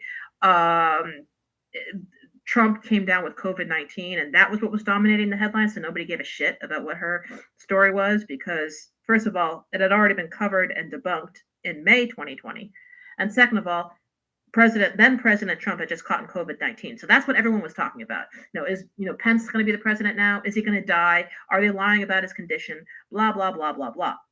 So the thing is, in her 60 Minutes Australia interview, she gives a description of I was crying, I was this, I was that. I told my mother told me to save my clothes for some reason. Again, that's very unrealistic. But now she's saying, I didn't even know it was rape. We weren't really talking about it back in those days. We just thought, he was my boss. I thought, maybe I was misinterpreting something, blah, blah, blah. Now she's saying I didn't even know what to make of it, blah, blah, blah. There's always a different story with her. On the road, when I was processing and I learned more, became an advocate, I was still really compartmentalized about it and very scared about it. And I didn't talk about it a lot. I talked about it to a few people at the timeline. I had been an actor, and then I had... Yeah, you were like a starlet. You were in a crowd scene in La Bamba. That was about it. Been taking a college course where I'd written a paper, and the political science instructor, suggested that I apply for an internship at Leon Panetta's office.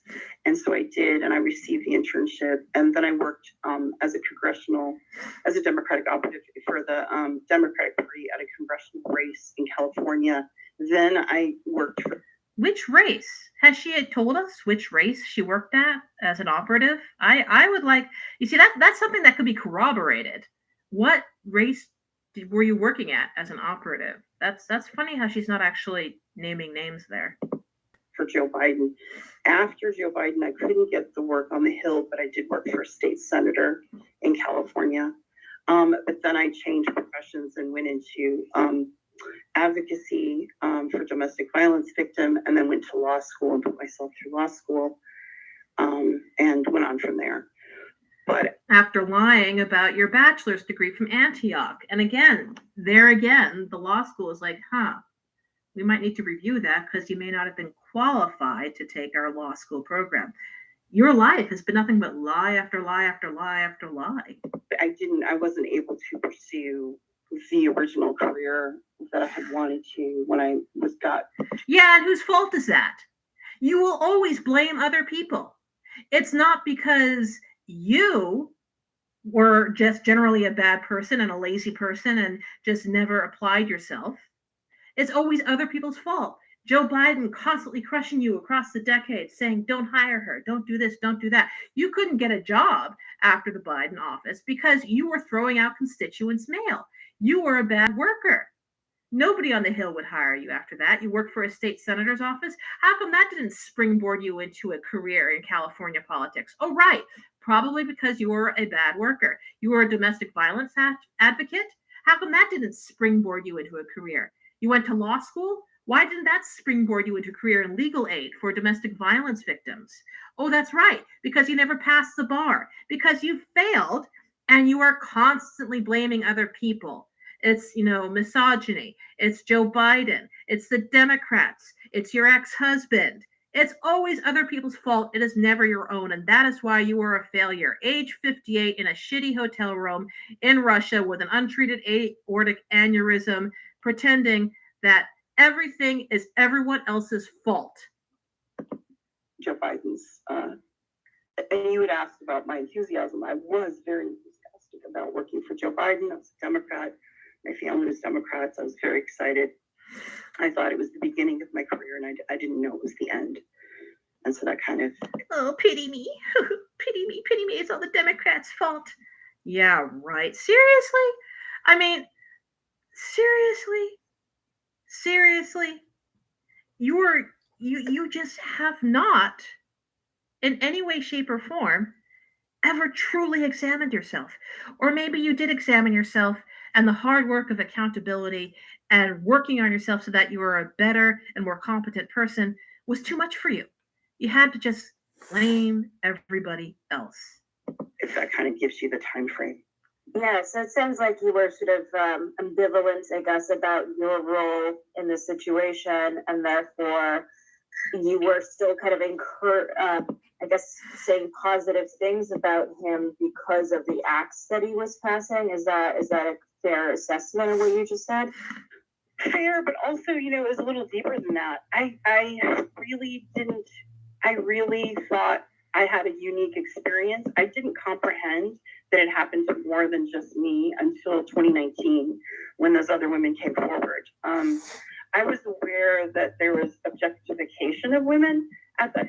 Here's the thing, though. When those women came forward, they were describing things that people knew Biden was doing, like hugging, kissing on the top of the head, all of that stuff, sort of 20th century male politician behavior. And Tara Reid's story at the time saying, oh, yeah, that happened to me, too. He would put his hand on my shoulder. He would rest his hand, on the back of my neck. People would be like, yeah, that sounds like Biden. That's what male politicians did. But times have changed and they need to be less sort of handsy. Everyone believed you then because you were telling a story that was, very similar to what other women were saying.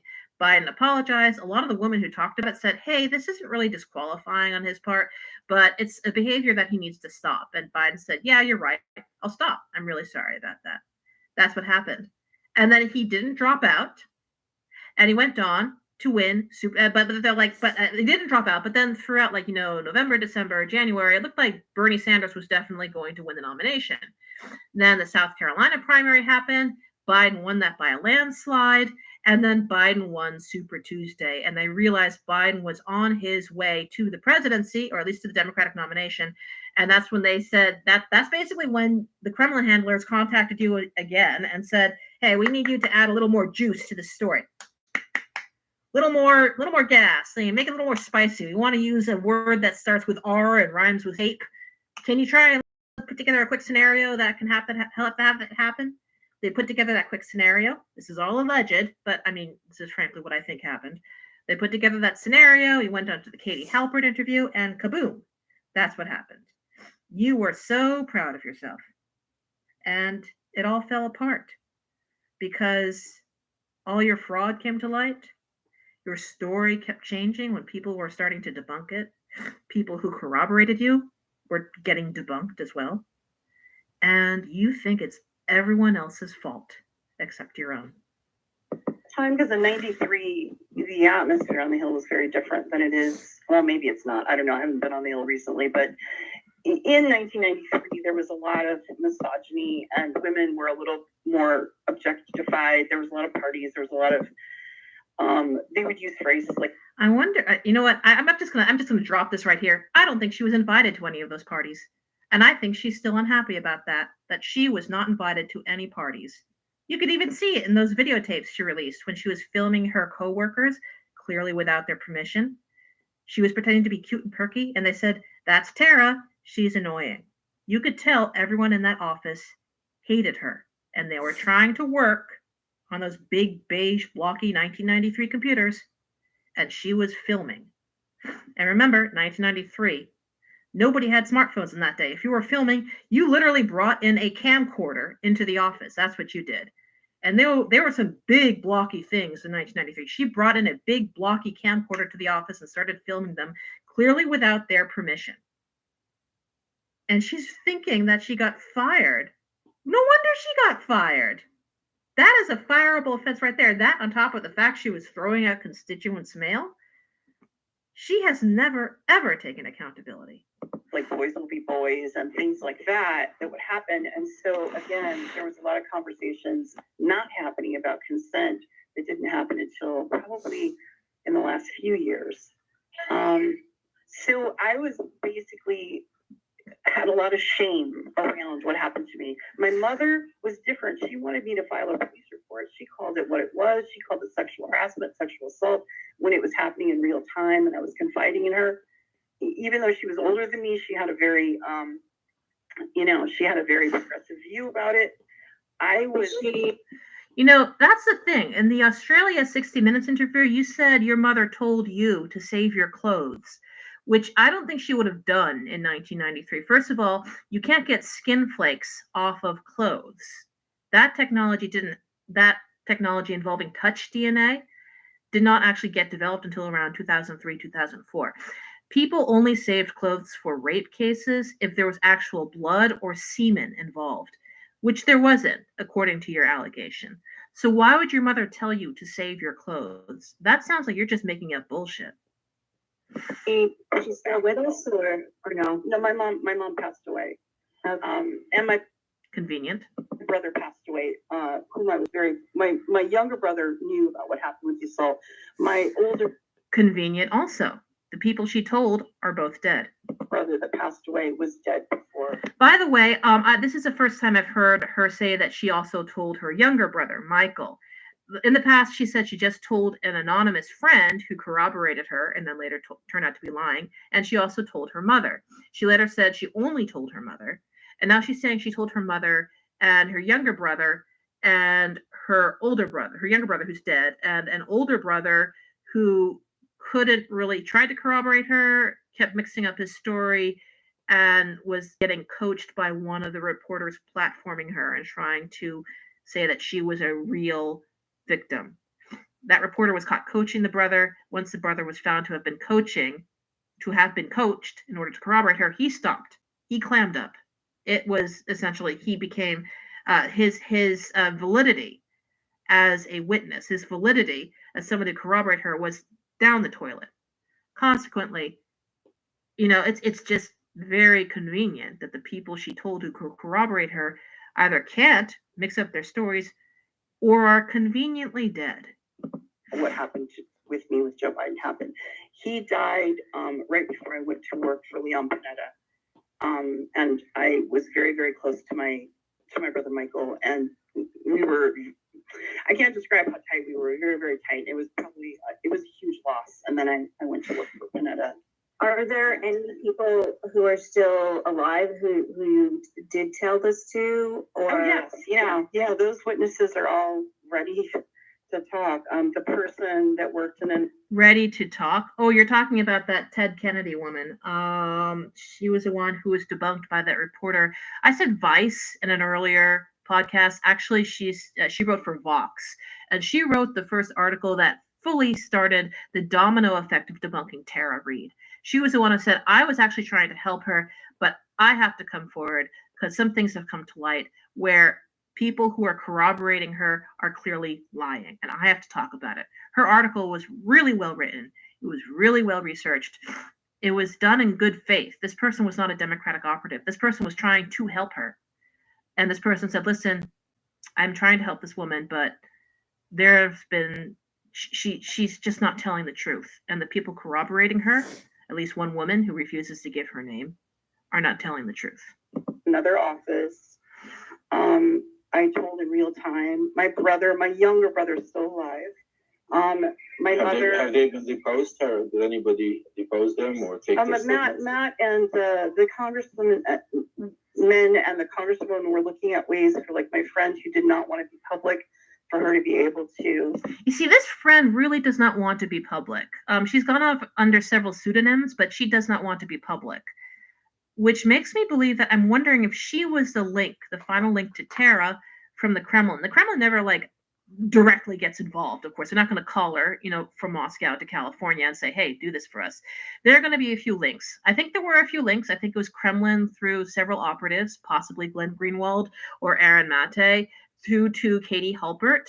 And I think they didn't contact her directly. I think they contacted her through a mediator, through another middleman or a middlewoman. And it was this woman who refuses to give her name because I think she is an operative. And I know once she gets found out, she's also going to get investigated, and rightfully so, because I think she is working for the Kremlin. This is all alleged, but she has never in the past 3 years given her name. And consequently, I find that suspicious. They verified her and her information, and then she would have been able to testify.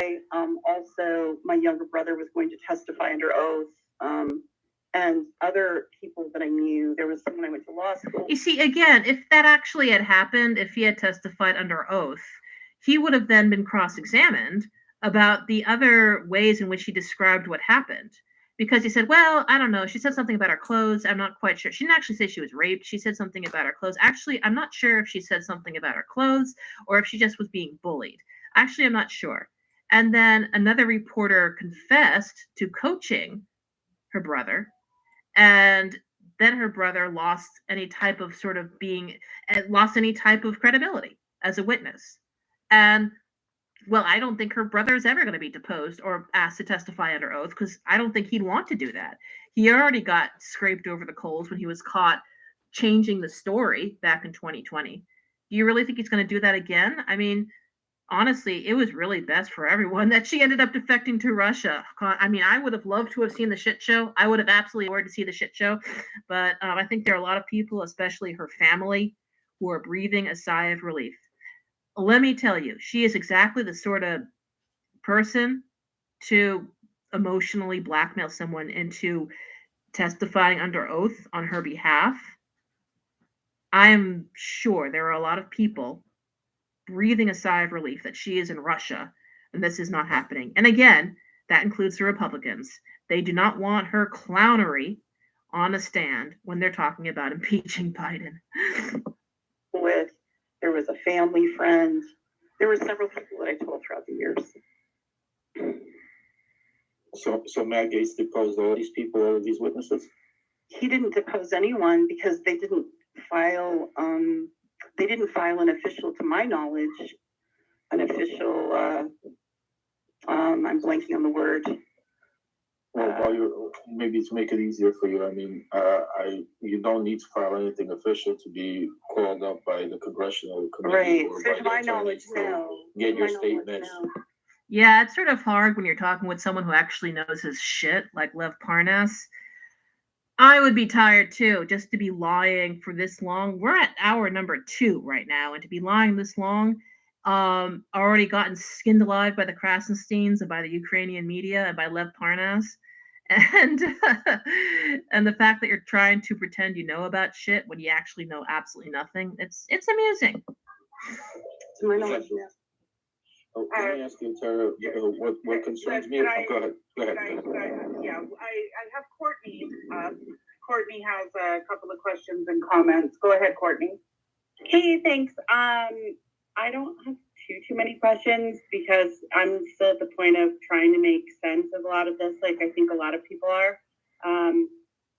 I want to just come out and say, while I have questions about a lot of the things I'm hearing, and I think it's really important to ask these questions, especially when allegations are so extreme, I would love to just remind people that whether or not Tahrah is credible, the tone that is taken with women who are making claims. Whoa. Courtney, honey, baby, ratchet it back. Whether or not she's credible, the tone that is taken. No. If you're accusing someone of RAPE, if you are accusing someone of that and you are fucking lying, no, you get what's coming to you.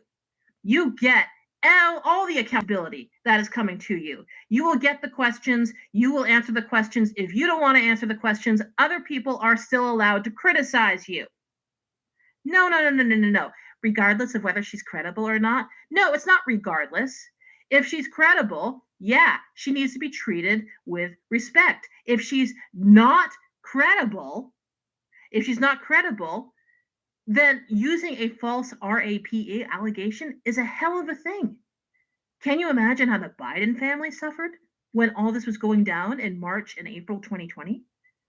You don't, no. You don't even start to do that. Let's listen to this dingbat's question, and then I'm going to end the podcast. Especially about sexual assault. It's really important to remember that there are people like... Oh, and Rhoda Sterling is hearting it. Of course. And the idea she's saying, regardless of credibility, you have to remember the tone. No. Liars get held accountable. Me who have been assaulted, and when we hear you going really, really hard, especially from male voices, it sounds very... Whoa, well, she accused the Krasensteins. Like, literally, I can sort of see where she's coming from. But first of all, you don't get to say regardless of credibility. If she's uncredible, then she gets criticism, regardless of the gender, male or female voices.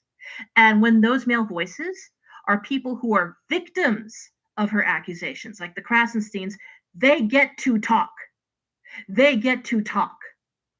You do not get to police them. That because they're men, they don't get to speak out when she accuses them. If you are an accused person, you do get to speak out and you do get to question your accuser, especially if you know you are innocent. Threatening. And I just wanted to put that out there. I'm not 100% on board with everything that I'm hearing, but I do want to just kind of let people know that there is a bit of an aggressive tone. That is complete bullshit. All right, you know what? I'm actually angry and I could go on for another hour, but I have been going on enough and I'm going to end the podcast now. This girl, Courtney, oh my God, what a fucking bubblehead. Oh my God, I'm about to, I gotta do some deep breathing exercises. I gotta take a bubble bath. I gotta go to work in about an hour. So you know what? I'm wrapping up the podcast here. We're going to try and finish this soon, and then I want to do the Zenkus podcast that he did in February 2021. But right now, we're wrapping this up. Thank you so much for coming, and join us next time. I don't know when. We're a bit sporadic here, but there will be a next time.